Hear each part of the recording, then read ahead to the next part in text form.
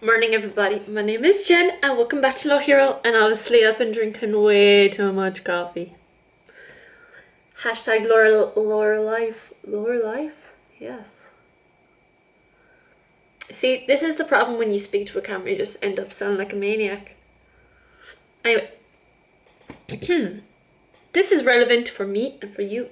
The question, should what you do outside of work affect your ability to get a trainee solicitor position, legal intern, whatever, and then do you keep it up whilst in work? I've read a lot of CVs and I've spoken to an awful lot of people who are applying for jobs trying to make the legal profession more diverse, but that doesn't mean that it's going to happen in my lifetime or my children's lifetime. I hope it will happen in my children's lifetime, but I am rather skeptical of change in my lifetime simply because the boomers' children, which is us, we still have some of those implicit bias that our parents had, that are societal biases, and we still have those. And I think that until we literally reach ground zero where it comes to equality, we will never get rid of this implicit bias. So in this video, we're not talking about racial discrimination. We're not talking about any of the 9 grounds that come under equality legislation. We're talking more about hobbies and activities that you engage in that reflect upon you as a person. And I'm talking specifically here about how you recreate, what WhatsApp groups you're involved in. Are you on YouTube, like me, for example? What kind of stuff you're putting out on Instagram? Are you one of these Instagram thoughts? I've only found out about them recently, but basically, are you a quasi sex worker who's not getting paid, but then trying to go for a job as a solicitor? And I think that a lot of this stuff is said unsaid because people are like, oh, common sense, but to be quite honest with you, common sense is uncommon. And in my experience with this YouTube channel, because I am speaking about the subject in which I get my income from, for me it's very, very important that my YouTube channel is professional, but I also want to show some of my personal life, and I am very proud of the things I do within my personal life. And I think that is exactly the question you need to ask yourself. Are you proud of what you do in your free time? And if an employer were to ask you about what you do in your free time, would you be able to stand by it? So for example, take me and this YouTube channel.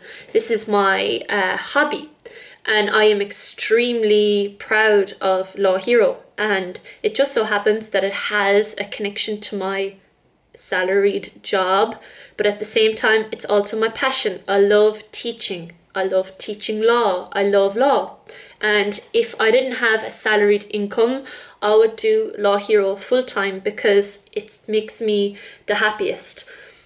I'm probably a bad example because I don't do anything extreme, I would say. Like, I'm not a member of any crazy political organization.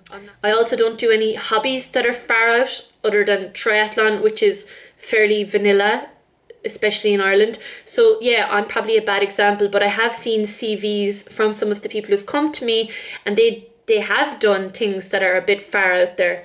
And I always treat it on a case by case basis. So, I look at the CV and I explain to them, I'm like, okay, if you think about the person who's going to be reading this, maybe in this time we might leave that one out. Just because we want to get you in the door and we have to be cognizant of who we're dealing with. And it's sad that we have to do that, but I'm just trying to educate you around what happens at the moment. Like, we're not there yet. So I mean, this is the big question: should what you do outside of work affect your work? And I think the answer is it depends. If you are And let's take the example, if you work in IT and you're just developing code, you're not client facing, you're working from home, by all means, have pink hair, have piercings, have tattoos. As I said in the last video, the problem with doing that as a solicitor who's supposed to be your client's advisor and kind of neutral facilitator, all of that stuff that you do outside of work will colour your client's perception of you and your prospective employer. It just will. And I don't mean to, I have to just be honest. If there are radical sides to you which could colour you in a certain way, I would ask you to temper those down, not only for the application process, but while you're a solicitor. And if you are going to do them, don't make them public. Have it private to you. Don't be splashing all that stuff on social media. Because unfortunately, by choosing this profession, you're linked to your employer until you walk away from them. And that is a stark reality which I've come to learn, and I've seen other people struggle with it, and a lot of people have walked away from law because of that. It's something that a lot of young lawyers aren't taught before they go into it. So I'm just going to bring up the article about the WhatsApp group. So the most recent article seems to be October 2019. So I'm not even going to say what the WhatsApp group was called because it's just total lad talk.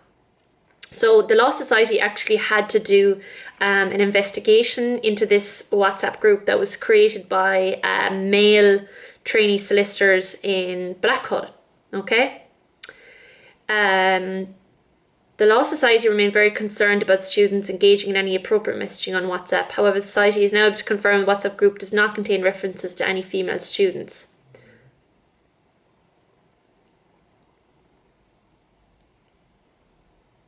Which had profound ethical concerns. So T.P. Kennedy, who is the Director of Education in Blackhall Place, said that the nature of the messages had caused deep distress to many students and that behaviour would not be tolerated. Mr. Kennedy said those who had sent offensive messages may be unfit to qualify as solicitors and that all trainees must comply with and were subject to the same rules as solicitors. He said posting inappropriate content may be deemed to have brought the profession into disrepute and could have implications for the future of those trainees involved. So you see here, if you had just watched my last video about the rules that apply to trainees, this blanket kind of obligation to act in the proper manner, the reason is because if you don't, you bring the profession into disrepute. And you might say to yourself, why should I care about bringing the profession into disrepute? And the reason is far bigger than you. It actually goes back to the rule of law. In a democratic society, you have separation of powers and you have trial in due course of the law by an independent judiciary. And when you go in front of an independent judiciary, you have an independent representative, a solicitor or a barrister who will work for, I was going to say fight, basically it's a fight, who will work for your best to fulfill your best interests in an impartial setting.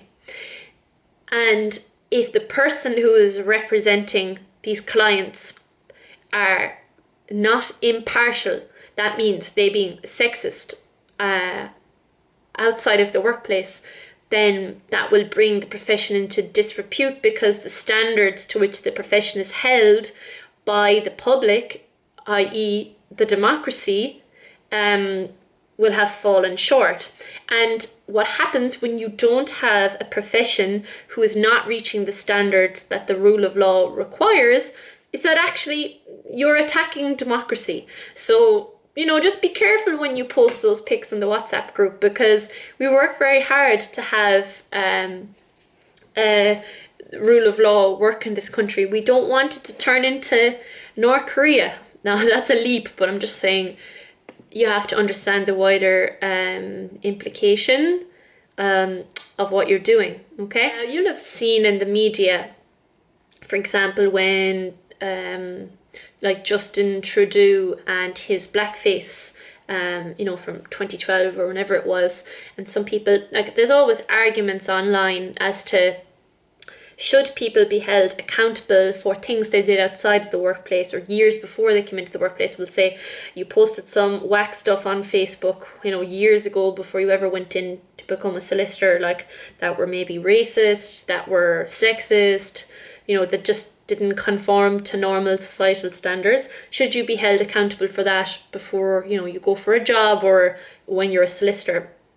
And again, I think there needs to be some proportionality around how we treat people. I mean, the person you were when you were a teenager as opposed to the person you are now, very different. I know I was an awful teenager and I had awful views and I said awful things, but you grow up and you grow out of that and you become a better person. That's growth.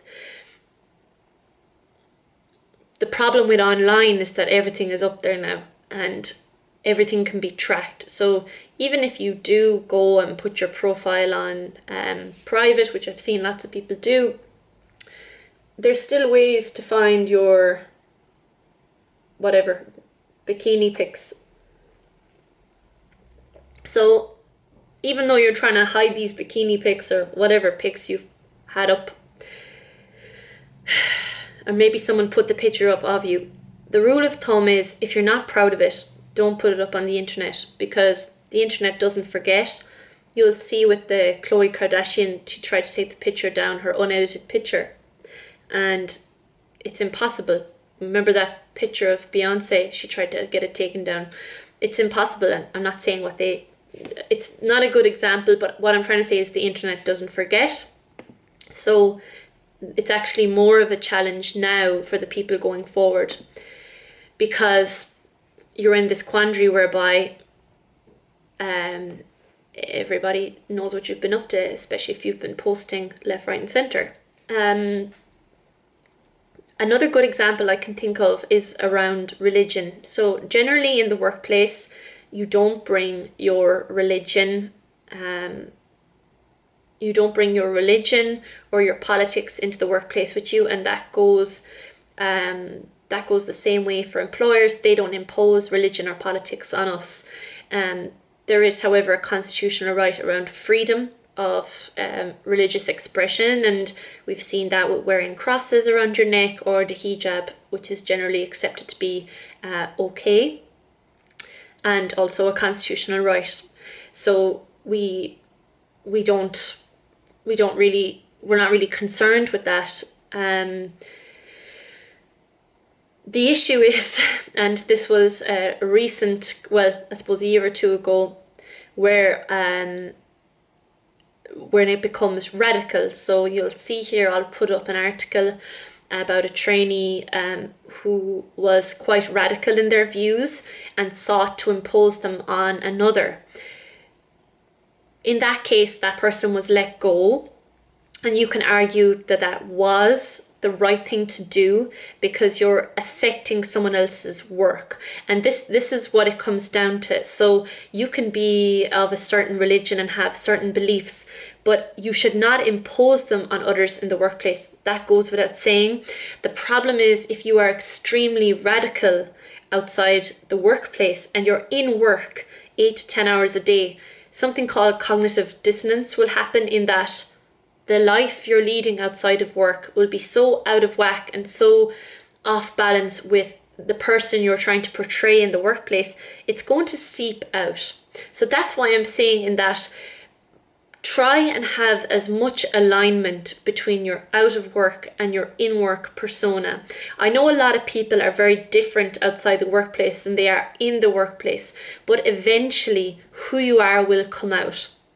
There are so many people who were very, very nervous about coming out as lesbian and gay in the legal profession. But now, like, we have the Lesbian Lawyers Network, we have the alliance, it's so accepted now for those people who come out to be accepted as such. It's almost not discussed because it's such a non-issue now.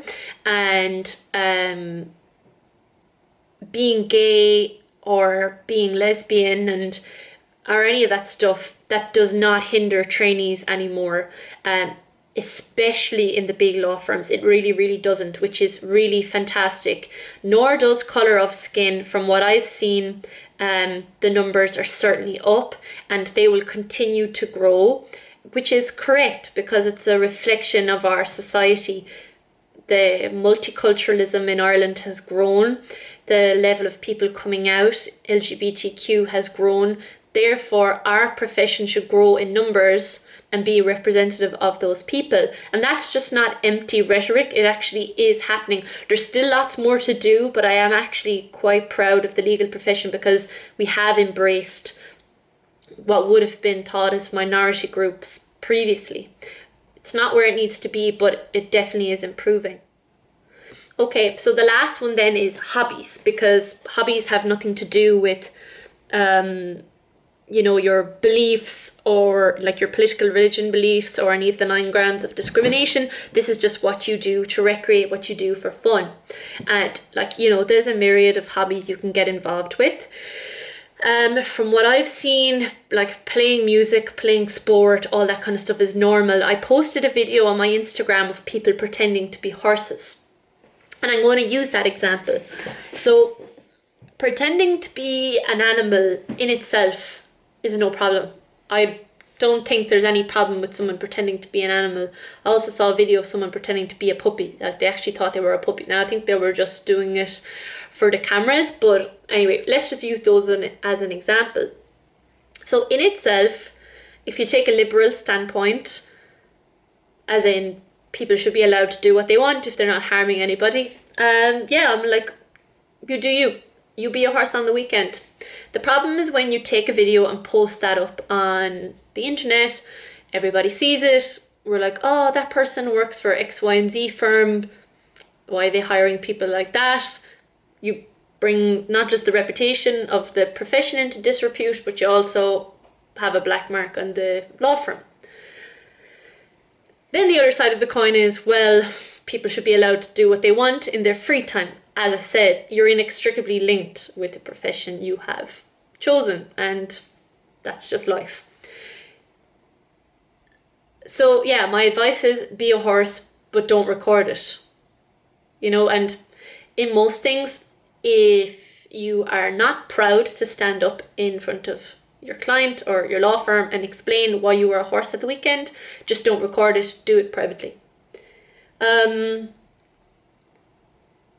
Same for Satan worshipping, like Little Nas X, or I don't even know if that was Satan worshipping, but anyway, anything that would be considered beyond the norms of civilized society. And in my opinion, everything is up for question. Like nothing is out of the question, but then what you need to do is temper that with what is readily acceptable by most people. You apply an objective standard and you put your subjective standard to one side, whether you like it or not. It's reality.